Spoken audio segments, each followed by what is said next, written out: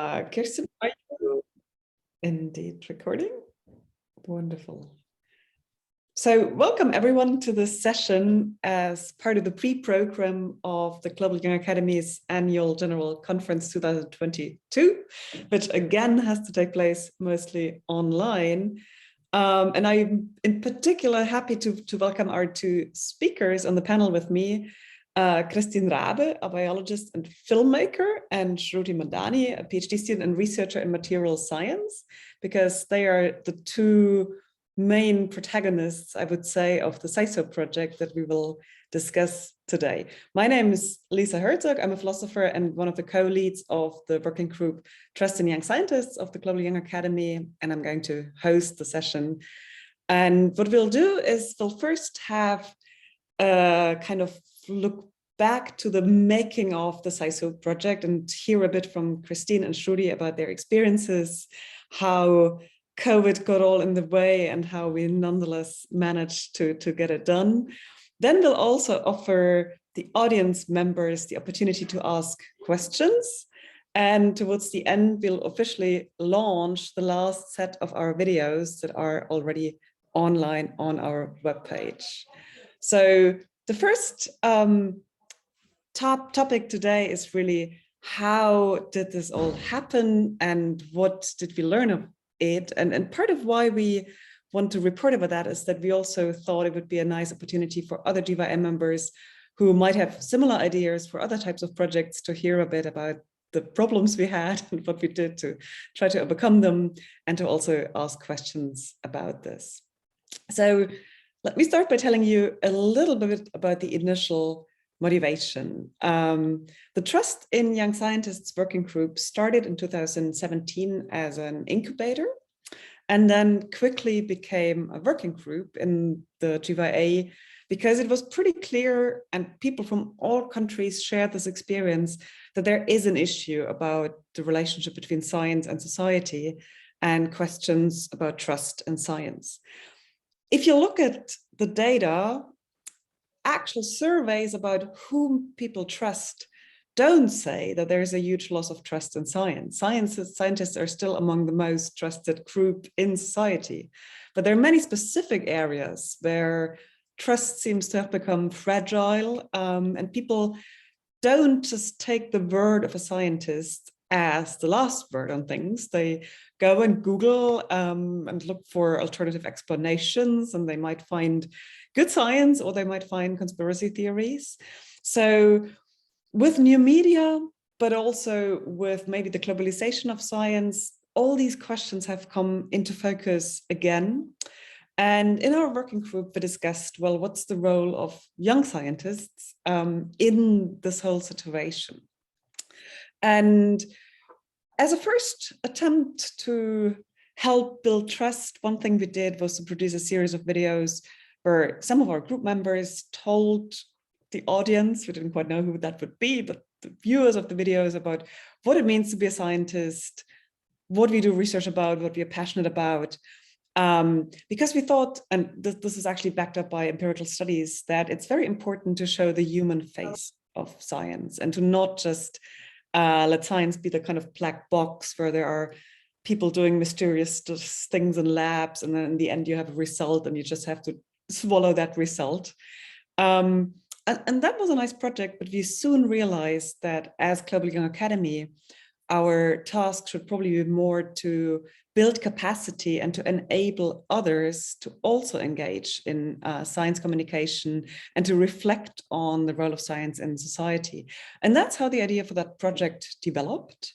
And we then realized that it would make sense to do this in a slightly more professional way, having a professional filmmaker, but that also meant that we had to raise funds, and it meant that we needed partners. So we started talking to the VW Foundation, which is a big science foundation in Germany that funds all kinds of projects. And that one important piece of information for those of you who might be interested in doing something similar, it's one of the foundations that has an open line for projects where you can propose projects that don't fit into any of the established lines. And I think many of the GYA ideas tend to be of that nature. They are not really research projects and they don't quite fall into any of the other established categories. And that's why it's always very nice if you can find founders that allow you to suggest something, which they would then evaluate with peer review and everything, but which doesn't quite fit into all the pre-existing categories. And that was the case for the Volkswagen Foundation, which has also supported the GYA before, and there are good working relations. And fortunately, they showed interest. And so the next step we took was to contact the National Institute for Science Communication, NAVIC, in Karlsruhe. And they also saw this as an opportunity because they have a lot of experience in training scientists, but they did so mostly in seminars and workshops, mostly in Germany. And they saw it as an opportunity to also expand a bit internationally and to create digital content. And one of the most critical things actually that the colleagues at NAVIC did was they put us in touch with Kristin. So now I would like to introduce Kristin Raabe. Can you remember how you first heard about the project and what your initial thoughts about it were? Can you share this with us? Okay, yes. I remember, I think I got an email from you, and maybe the director of NAVIC told me about it. I don't remember exactly. And I think I was thinking something like, wow, that's such a great idea. I really hope that she gets the funding for this, because I was very much in doubt that you will be able to get the funding. So that was were my initial worries about the project. And then, as you might remember, we scheduled a telephone call to talk about the project, and then I got seriously sick. So I had to go to the hospital. My appendix ruptured. It was really, I was in intensive care, had 3 operations, very dramatic situation. And I was in the hospital. I had a lot of time to think about stuff. And I remember that I thought a lot about this project, because I thought I want to get better. I want to really do this. And hopefully she doesn't talk to someone else, because I know I'm the right person for this project. So, and at the end, you had to wait a couple of weeks for me. And then we met in Cologne and we kind of clicked instantly, I believe. So yeah, that was it for me. So can you tell us a little bit more about why you thought you were the right person, which I think you were, absolutely. But what is your background and how did the SCISO project fit into the trajectory of your previous work and the things that you care about in your work? Oh, I'm not so much prepared to talk so much about myself. I think, yeah, I've been a science journalist for, I think, 25 years now, and mainly for TV programs here in Germany, for science programs. And also I've been a lecturer for science communication at the National Institute of Science Communication here in Germany. So I believe I know science. It's not just that I know filmmaking, I know science, I know scientists, I know this target audience.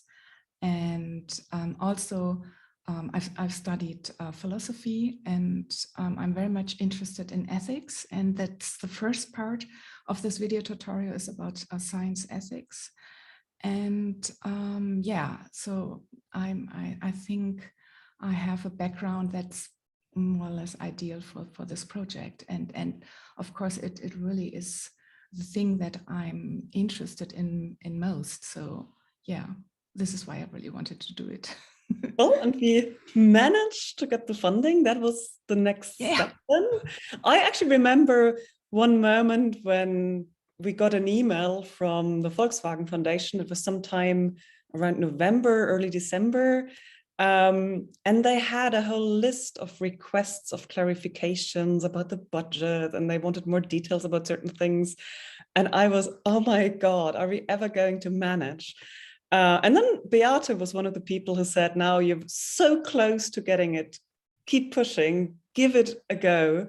So Beate, thank you for doing that, because I'm not sure I would have done it on my own. The NAVIC people were also willing to put in more energy, more time. And we did the revisions. We tried to make the budget more precise, which is always a big challenge for these kinds of projects, because as a philosopher, what do I know about costs for filmmaking? I mean, without Christina could not have done it at all, but still then it was very speculative in a way.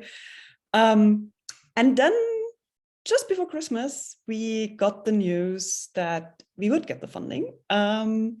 And this was, of course, a very nice Christmas present for everyone. And in the spring, the next year, we started actually thinking, okay, how are we going to actually do this?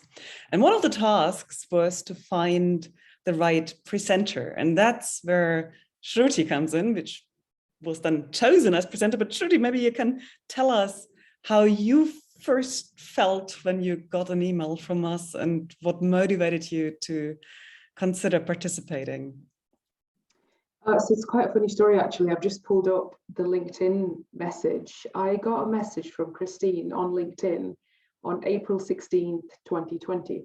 Now, this was like in the middle of the first lockdown in the UK. And I'm not particularly, big on, I don't particularly do much on LinkedIn. So I saw the message and admittedly, I was like, spam, it's because you get so many messages from LinkedIn, people who work at LinkedIn and, just mass emails, right? And it's just not relevant a lot of the time. And then 2 weeks later, I got an email in my inbox and I was like, hang on, I recognize this person. And I read the email and it mentioned me, it mentioned my background, and I was like, wait, what? I think this is a legitimate email. And so I actually looked into it and looked up who these people are, because I had completely no knowledge of anything about the project. And so my first step was, I was doing my PhD full time, and my first step was to contact my supervisors. And I was like, do you know any of this? Like, is this, you're still skeptical. Is this still a scam?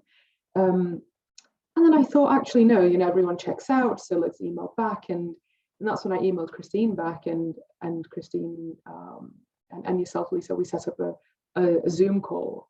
And it's how Kristin described it, as your meeting was an instant connection. For me, it was an instant, they get me, the project that you wanted, to do about science communication, young scientists, trust in society, everything. And also, 2 women leading this project. So for me, it was very much this is a fantastic opportunity. And then you told me that I was to send an audition. And again, like I said, I was in lockdown, so I had all day, all the time to audition as many times as I wanted. So yeah, that was my first experience with the entire project. Thank you. Yes, and then we actually contacted a couple of people, but it was very clear very quickly that Shruti was the right person. And with no training whatsoever, has that great camera presence that you can see in the videos. But things then did not turn out to be so easy. So maybe both of you can tell us about the greatest challenges on the way and how you or the team managed. You want to start, Kristin, maybe? Yeah, I can start. And I want to say, of course, we had a lot of challenges because of the pandemic and everything. But the biggest challenge definitely was to find Shruti. That was such a big challenge, because to find someone who's kind of the embodiment of everything our project stands for, Science with Society stands for. And finding someone who's not just that, but who's also being able to present in front of a camera, that is like finding a needle in a very, very large haystack. And we had to look for a really long time. And so, because I think for me, it was really the most important thing, because you can have a great script, you can have a great camera work, everything is perfect. But if you don't have a presenter who can deliver this kind of messages and who is has this presence in front of a camera, then the video can still be a failure. And so it was really important. It was a lot of hard work and a long search for Shruti, and that was the biggest challenge probably. And then of course we had other challenges because Shruti wasn't able to come to Germany. We had to reschedule 3 times the filming of the videos. You didn't get the visa, Shruti. That was like, you should tell us a little bit about, that was kind of a nightmare. So I really dreamt about it, and it was horrible. So yes, the pandemic situation didn't make our work easier, but finding you, Shruti, was worth it. So thank you, Kristin. I mean, as you can tell, when you have a team like Kristin and Lisa, it does make the job easy, and it does make you, it did motivate me to actually continue pursuing what seemed like an impossible task, to go to Germany. I live in England. You know, it's not that far, but it's not as easy either. My background is, I grew up in the Middle East. My parents are Indian, and I'm an immigrant in England or the UK, and I'm not a citizen of the UK or the EU. So I require a visa to go over to Germany and do this project. But it's interesting how you mentioned about when you're applying for funding with the VW Foundation and you didn't fit into any of the categories. That's how I felt with the immigration system, is I didn't fit into any of the categories. I'm not going for tourism, but I'm earning money for this. And, you know, it should be straightforward in theory, but it wasn't. And obviously the pandemic just made everything 2-3 times more difficult than it should have been. And as Kristin mentioned, we rescheduled about 3 times. And I certainly reached a point where I thought, I can't do this anymore. You know, everything is going against me, whether it's lockdowns, if England calmed down with COVID, Germany flared up, you know, it was never in sync. It was either the visa system, it was either just a lot of bureaucracy and things you have to deal with. But again, Kristin and Lisa, I think Kristin, especially, we spoke a lot during this time, and Kristin was very focused. I think both of you knew that you wanted to do this and you were going to make this happen, whatever it took. And we did, right? As I said, you got in touch with me April 2020. I traveled over in September 2021. We persisted for a very long time. And I am ever so grateful that we did, because it was just a fantastic result, I think, for all of us in the end.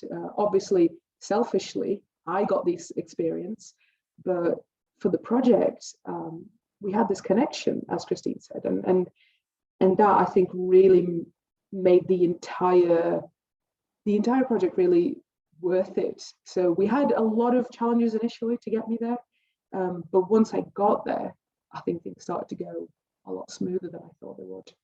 Would you agree, Kristin, with that? Absolutely, I totally agree, because it was definitely worth waiting for you. So there was, at the end, there was some talk, what should we do if you can't come over? But as I said earlier, so the biggest challenge for me was to find you, and I don't know what we would have done without you. And I mean, we had such fun during the filming of the videos. So it was such a great time. I mean, it's not just that Shruti is a great presenter in front of the cameras. I've worked with a couple of good presenters before, and she's definitely one of the best. So really. But can you actually tell us about some of your funniest moments during filming? Yeah, because it's so much fun to work with her. Tell us about the best experiences during the filming. Yeah, well, when I entered the studio, Shruti was already there with our makeup artist, Britta. And the two of them, they really loved each other, and they had so much fun. There was always giggles in the makeup room. So, and then the funniest thing with Shruti is she's clumsy. I feel like you're going to say okay, cool. I was wondering if you're going to say the same thing. I'm clumsy. She's a little bit clumsy, and I asked her to do these little movements, like getting up from her desk, walking in front of the desk, like 3 steps, and she managed to kind of throw something down or do something. So that was always funny, and we had to redo some of these shots. But at the end, we expected it, and it's harder than it looks, because she has to look into the camera all the time. So and read a script at the same time. Yeah, so it's really hard, but she is definitely a little bit clumsy. And then you have to feed her. That's important. If you ever work with Shruti Mandhani, you have to feed her, because if she is hungry, that's really something you don't want to spilling out all the face secrets. Yes. So, but I mean, everybody enjoyed so much working with her. I think we had a great team, not just me and Shruti. There's a great camera operator. We worked with Steffen Bohn. And yeah, and actually it was his son who did the sound, and he was a sound technician sometimes. And Malte Hartwig, another young sound engineer who and they kind of, what I liked about the team, they took care of Shruti even after the filming. So you went together to a park and things like that. And because I was busy after filming, I couldn't do much with Shruti, because I had to watch the footage from the day and to think about the final video and what we have to do the next day.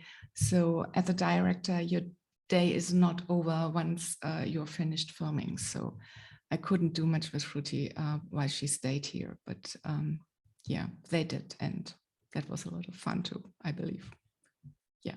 No, it was definitely, I think it was a combination of challenging and fun every single day, because I can't even begin to describe how foreign everything was for me in every sense of the word. I've never been in a studio, I've never had a makeup artist, never been directed, never been in front of a camera, never been, I've never been in Cologne.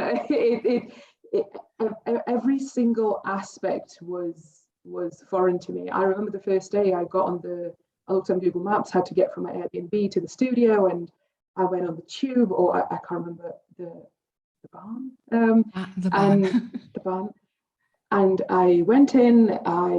I think I was on the wrong side, and I like people around. This is my fault. I didn't prep myself to speak as much German, and I was confused. And when I got to the studio, I was like, Kristin, do you have to pay for this? And Kristin was like, yes, you do.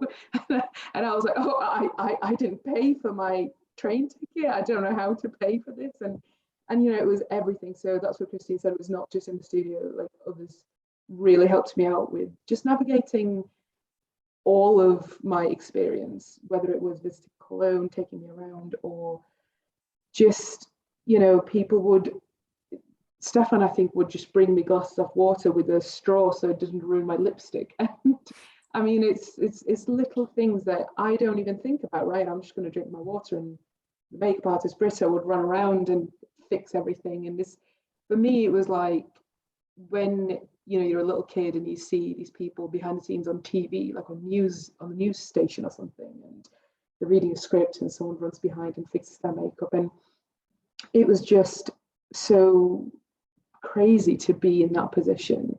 And the best thing was the team around me. So it was every single person contributed towards helping me perform and helping the project be the best version the project could be.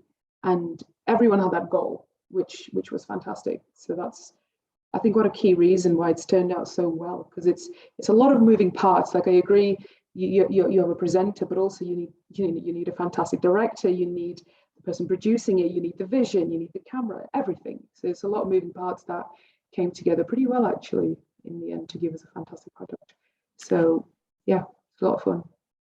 So I'd like to give the floor to the audience in a minute to ask questions. But before, I would like to ask the two of you relatively briefly, what kind of advice would you give to someone embarking on a similar project? I think you just have to go for it. Don't think oh, this project it's too big, or I will never get the funding. So like you said, you had to try, and then yeah, and then we got the funding, and then you have to find a team that has a connection. So I think that's really important. Not just professionals, they have to have these connections, because it's a lot of hard work and people have to work long hours together. And if you can laugh in between, that's really helpful, even for the creative process. And what's also important is that, everybody has to be on a professional level, of course, very good, but also the people should have a connection to the world of science, because this is such a special type of audience, and you have to know this target audience, and to come up with something that really is good for this audience. So yeah, that's what I would say. Thank you. Shruti? From my side, the advice would be, I was doing a full-time PhD when I was approached by you two and applied for this, and my advice would be to, as Kristin said, to go for it. It was terrifying, it was challenging, and there were days where, like I said, because of the whole issues with getting over to Germany, it made me think, is it even worth it? You know, I can't do this anymore. It's taking more of my time than it should. And I think the underpinning reason of that was I was scared, right? I mean, I was going over, I don't know anyone. I'm going over for 2 weeks to do something I've never done before, I've not trained on. But the best way to grow is step out of your comfort zone a little bit and just have that trust in yourself that you'll be fine. Have trust that the people who approached you, for example, for this project, they know what they're doing. There's a reason why they've hired you. And even if you have no experience, clearly they see something in you. So just have that trust and go for it, because, you know, amazing things can come out of stepping out of your comfort zone ever so slightly. Great, thank you. Let me add one point that was maybe happening more in the background, but it was crucial for actually getting the visa issues sorted out. Don't be afraid to ask for help. So when we were in this dead end about not knowing which visa category was relevant and how this could happen, I mean, it was Brexit, it was Corona, and yeah, it was just a very difficult situation because previous visa applications had failed. I just asked around like crazy till through some weird connections, I found someone at the Goethe Institute in London who was able to connect me directly to someone at the embassy. And then somehow, suddenly they were all super friendly and helpful at the next visit that Shruti made. I still don't quite know how exactly these connections went, but if you have a good project, you should dare to ask others whether they know what you could do or know someone who might help you. And I think it was an experience that all of us had, that lots of people were actually helping in little and big ways, even in very unexpected ways. And that's something that may be crucial at a particular moment in such a project. Now, I want to open up the floor for questions from the audience, and we can either take questions in the chat if you prefer to type, or you can raise your hand and switch on your microphone and camera and ask a question in person directly. Who wants to get started?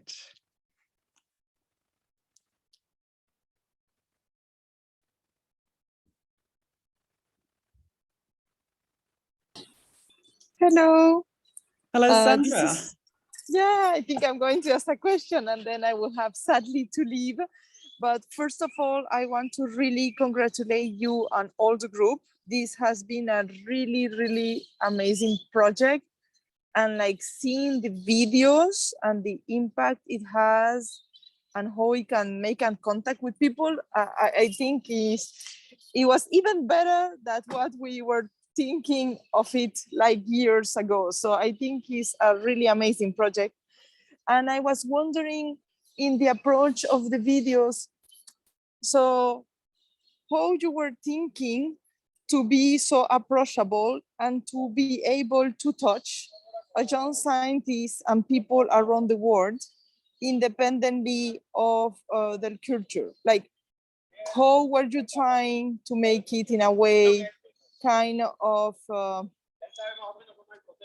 don't know, to go throughout our difference and to make the connection to our similitudes as young researchers and humans? Like, you were thinking of that, or it was so natural that you didn't even think of these little things? Shruti, do you want to answer this question? So I kind of alluded to this earlier, how I come from an Indian family. I grew up in the Middle East. I live in England. My brother lives in America. Just the nature of my background is such that I'm quite interested, first of all, and I like learning and knowing about different cultures. And I have access to all these different cultures and understand how people would perceive certain things, I would say. So I'd like to sort of be aware and sensitive of it. But at the same time, I think, you know, I didn't write the script. So I would be quite interested in how Lisa and Kristin, you approach that from that side of it, because I helped with editing and being mindful of that. But you know, this is your brainchild. How did you think of that when you're writing the scripts?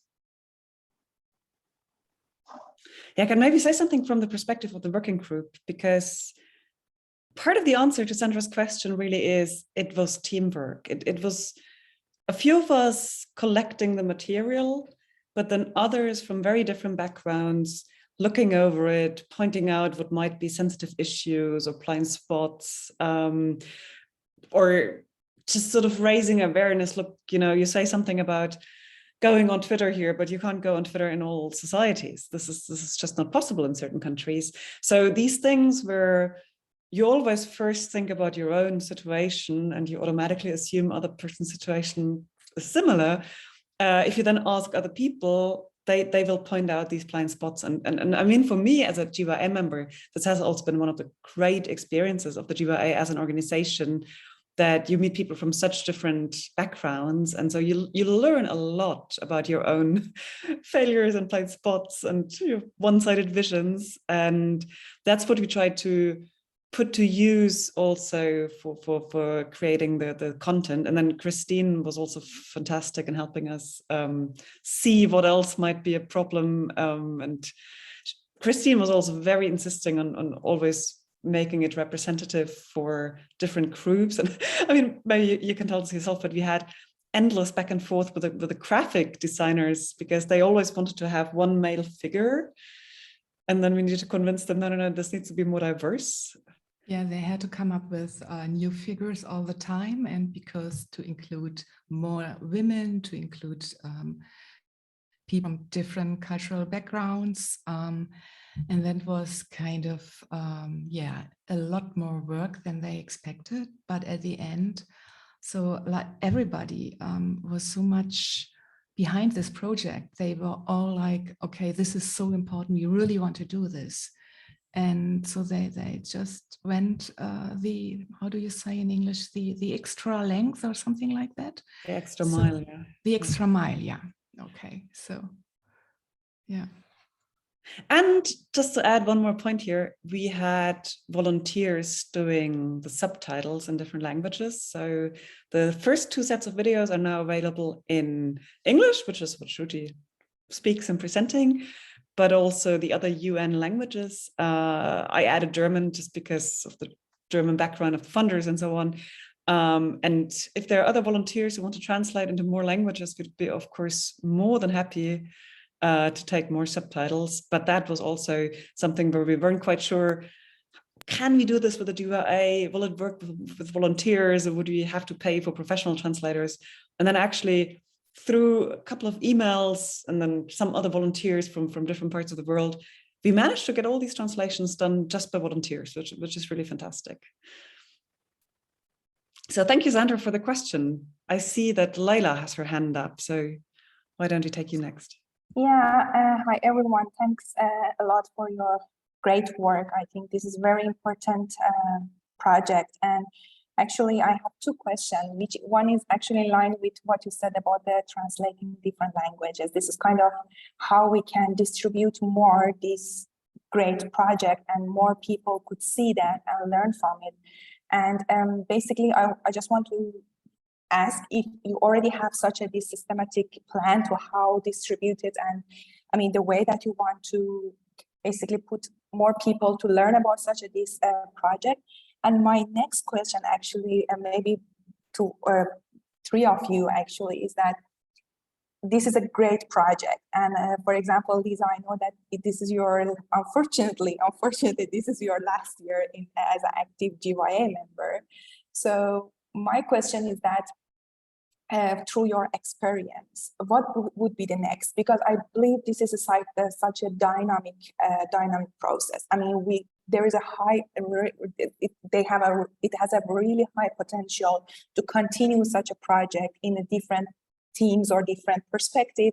So through your experience, I would be happy to hear what's in your thought as if you want to take another next step, what would be, that would be great to hear also. Thanks. Okay, let me start, and then Kristin and Shruti, you two come in, please, with your own ideas. So the first question is the easy one: what we are planning to do in terms of outreach and what's already happening. So we have a 3-step outreach plan, which started with the social media rollout, where the videos were posted one by one, and of course our hope was that it would be a lot of sharing and reposting. So far they haven't gone viral, but maybe, you know, we can still work on this. Now, with this event today, we're officially launching the 3rd set of videos, although a few will still come because there had been further delays. So we are not completely done yet, but we have a few that we'll tell you about in a few minutes. What's next is there will be an official press release that Jim has prepared. And then we'll also email lots of science organizations, and we hope to also rely on the group members and GYA members to email more science organizations. We've already had very positive feedback from the International Science Council that did a blog about it. Alea did an interview. This morning I got an email from a magazine that's quite important in Germany to write a short report. There will be an interview with a German science communication outlet, and we'll also present the project at a few conferences in the next couple of months. But of course, there's so much more that could happen, and we really hope that lots of people will take the initiative. And it can be something very simple, like email the organization in your discipline that reaches young people, send it out in their newsletter. Sometimes it's really just a link. What we also still hope to do is reach a few influencers. Robert said TikTok could be a good idea. The NAVIC has a few prominent contacts, but the more the merrier, and it would be fantastic to have a lot of help with this. There will be another social media campaign starting around the end of June, where the NAVIC will tweet out and yeah, on all the social media, put out the videos one by one once more. So we're trying, but it is indeed one of the hardest parts. And in terms of next steps, I mean, there are a couple of directions into which this could go.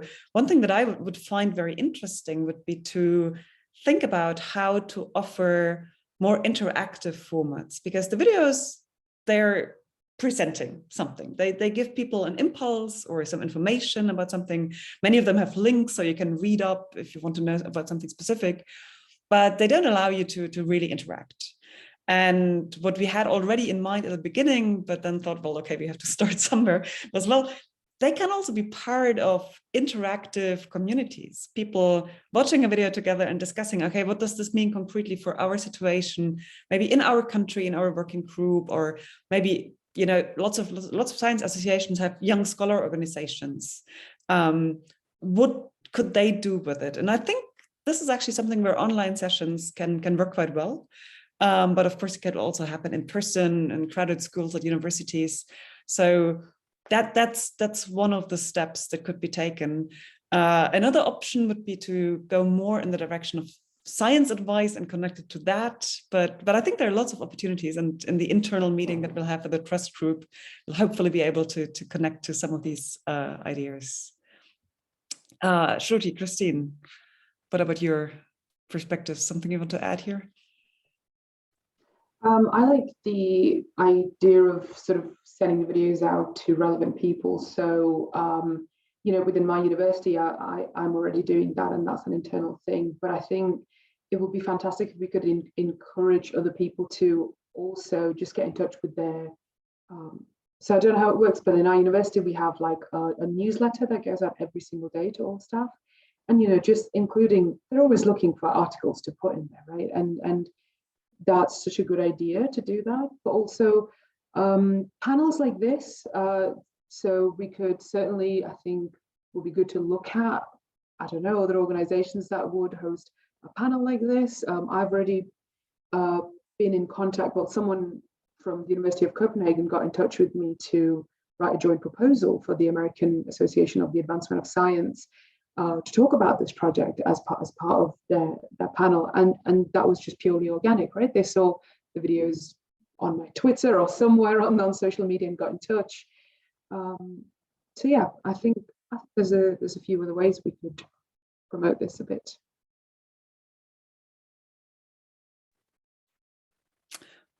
Okay, then let's take the next question from Ansia. Hi, everyone. Actually, first of all, I should really congratulate you for this great project, because it's something really new in any concept in GYA. We as a scientist, we are always, you know, worried that we don't want to go in front of the camera. It's a bit difficult how we are going to manage it.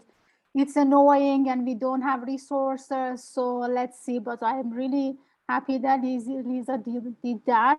As Layla said, I'm really sorry that you're going to be the outgoing member this year, because of the really great things that you have done for Trust in Science group and also for at-risk scholars. So what I'm just going to say is related to these groups, because I remember that when we launched the videos, we also talked about the war in Ukraine, because it was just in that moment. And we said that how we can support the scientists in this case. And now we just see, actually in the yesterday meeting, in the Open Science meeting, we just talked that, okay, even these days we are losing the trust in scientists in general, not just how to transfer the science to public. So maybe in future, one of the projects could be saying that, okay, we don't want to see this gap among the scientists in general for any crisis that's going to happen. It doesn't mean that that's the war or whatever. We just want to be united under the umbrella of the science. And I hope that somehow we can find a really passionate person like Lisa to be able to really lead this kind of the projects for this case. In the case of, I don't know, video shooting of the scientists, that they are really suffering, which kind of the problems that's happening, or I don't know, making some videos, or maybe talking about the history. Yesterday I shared with the people regarding the century of the science boycott, and we are repeating the history. You know, it happens several years ago in Germany after the First World War. They said that you are going to boycott the scientists after the First World War. And after that, Russia since attacked Afghanistan, and all these crises happen.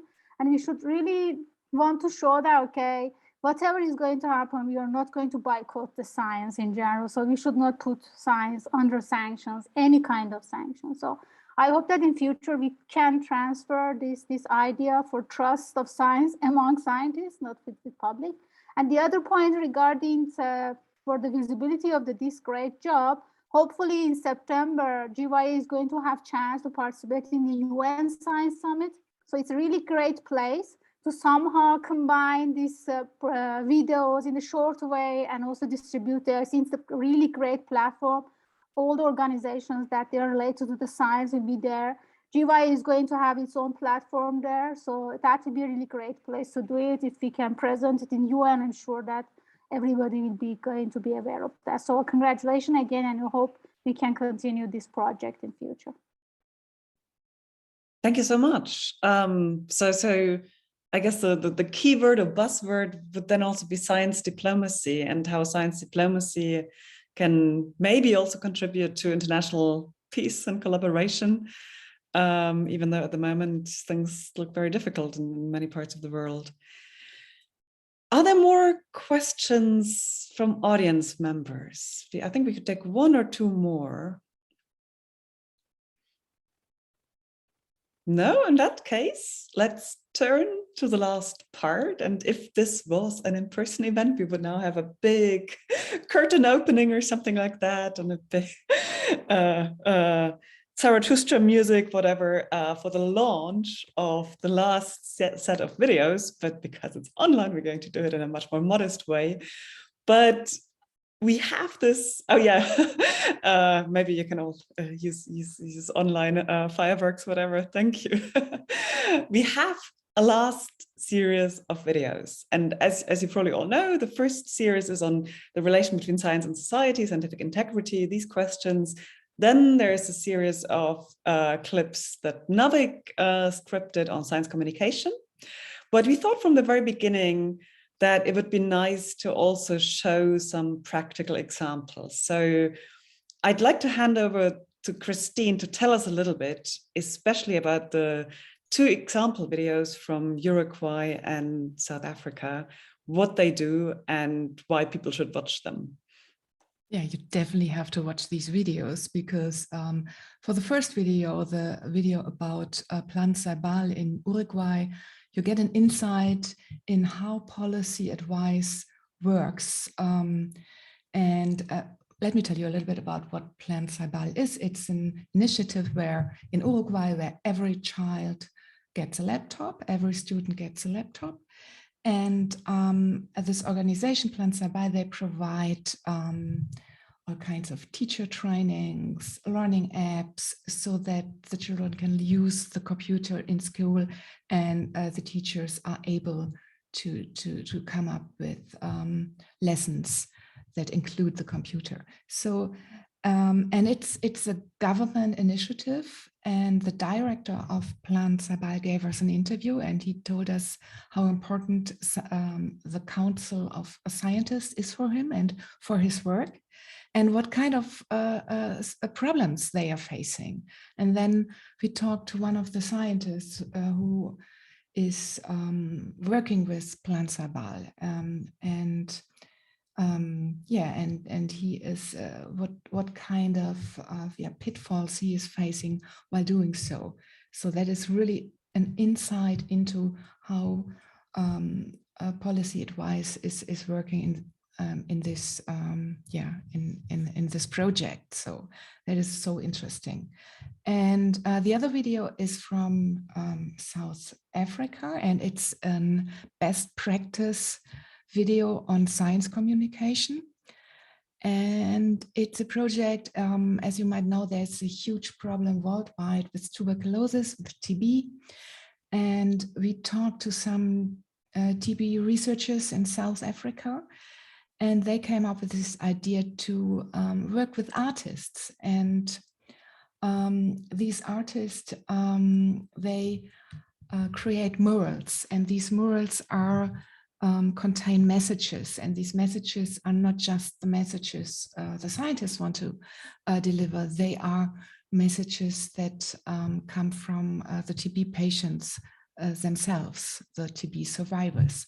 So, and this is a very interesting video about how to come up with a communication strategy on a really important issue, and to deliver something, some informations, and to get into touch with communities. That's the main goal of this project, I think. And and we talked to a lot of people who are involved with this project, and some TB patients. And yeah, you can learn about this project and what they have to say. And I think it's really, really nice to get all these perspectives from the different stakeholders, players, the different people who are involved in this huge thing, tuberculosis in Africa. Yeah. Fantastic, thank you. Now, it was very important to us from the very beginning to include examples from different parts of the world, but of course there was a global pandemic. So can you tell us a little bit about how yeah, well, what we tried and what failed, and how you then still managed to get these videos done under these rather difficult circumstances. First of all, it was kind of hard to contact people because everybody was in home office and busy with stuff. And so it took a lot longer than expected to contact everybody, to get in touch with people, to finally schedule a video call or something to find out. So that took like weeks and sometimes months. And that was a huge problem. And then, of course, you cannot travel and you don't get a visa, a work visa for filming. So I wasn't able, like we initially planned, to travel to Uruguay.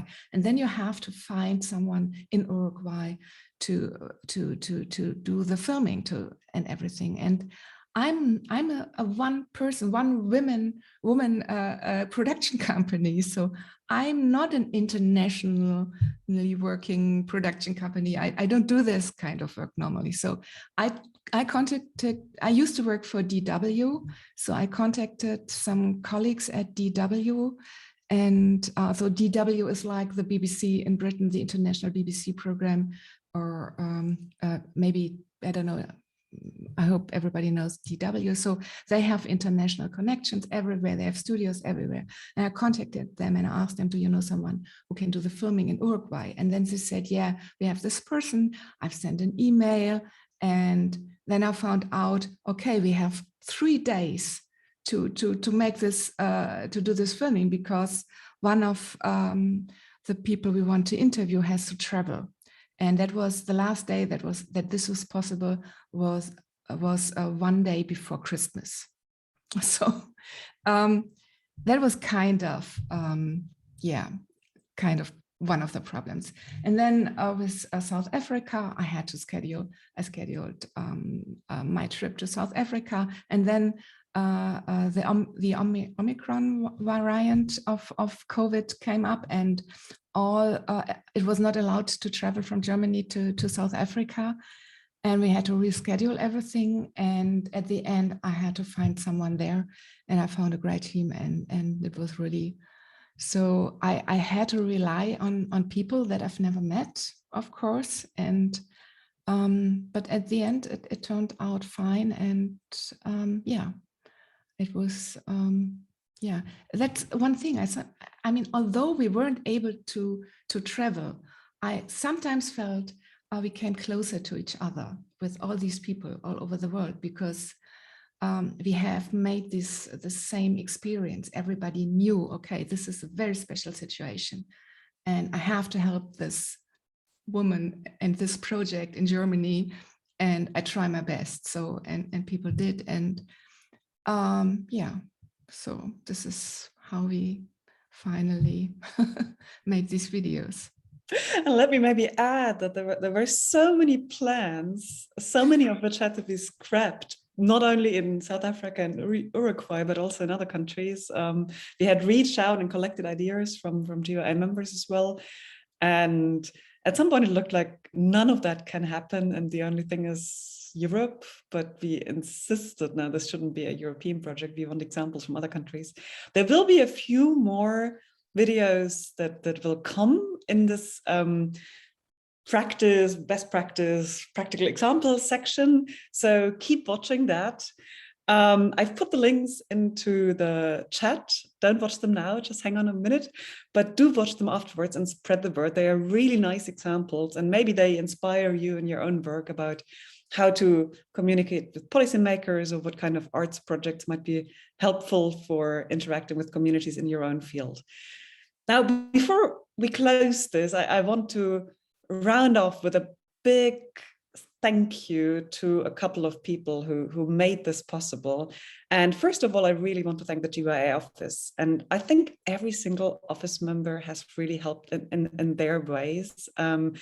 Because that's the kind of project where you need finance, you need organization, you need contacts. There's a lot of press work involved. Jim has been very active with the social media campaign, and Efu, I think, is also here. Our student helper has also been very active on this. But as we sometimes, Kristin and Shruti and I then also gathered, the GYA office members were also helping each other out on things, and it could not have happened without all of you. So a big round of applause. Again, digitally, it's the stupid thing, but thank you so much for everything that you've done. And I think all of you had these moments where there was something that seemed impossible, and then you had to find a creative solution around some bureaucratic obstacle or something, or some technical issues, and you always did, and it was fantastic. Thank you so much. You're very welcome. I would like to thank the NAVIC for their collaboration. I don't know, I'm not sure someone is here today, but they had huge pressures during the lockdown. They had to put all their training programs online. There were delays. It was sometimes complicated. They had internal dynamics. But in the end, we managed, and we're super grateful. And we're also super grateful to the Volkswagen Foundation that they funded all of this. And again, there were all these people who helped in little ways. I remember, Kristin, that you told me that at the filming, that the owner of the studio actually helped with certain textual questions about things in the script, that because he was a native speaker of English. So there were all these little steps that people took to help the project come about. So that's absolutely fantastic, and we're really grateful for everyone. Those of you who have not yet watched all of the videos, or maybe if you have colleagues who have not watched all of the videos, we have a little study going on, and I'll put the link in the chat here as well. That's a little survey run by NAVIC about the effects of people watching the videos. If you were involved in producing them, you should not participate in that study because you know too much about it. But maybe you could share it with a couple of people. They are also going to have a lottery, and the winners get some nice books about science communication. I'll share it also again to GYA members next week, but please consider sending it to a few people who might participate, because it would help us also to scientifically evaluate what watching these videos means for people. And as scientists, of course, we are curious about this. And everyone, please help spread the word. I'll send more emails next week about specific steps and so on, but do what you can in your contexts, your colleagues, your friends. Let's try to get a few more steps to really spread the word. Social media is great for that, but if you have other ways like disciplinary newsletters, or if you know people who have a big range of an audience, famous people, big shots, but also influencers, whatever, try to convince them, because the videos are now there, and now the task is to have as many people as possible to watch them. Thank you so much, everyone. It was fantastic to work with you, and I'm very happy that we've now officially launched the whole SCISO project. Thank you very much. Thank you, Lisa. Thank you, Lisa.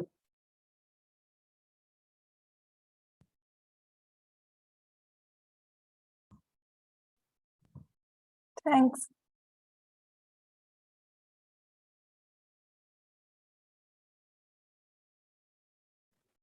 Oh, and let me just mention for the group members, we have a meeting, it's in the AGM schedule, where we should really discuss the next steps and where to take this. I think there are some ideas on the table, but there are many more options of what to do. So hopefully we'll find a few people who would be enthusiastic about carrying this forward.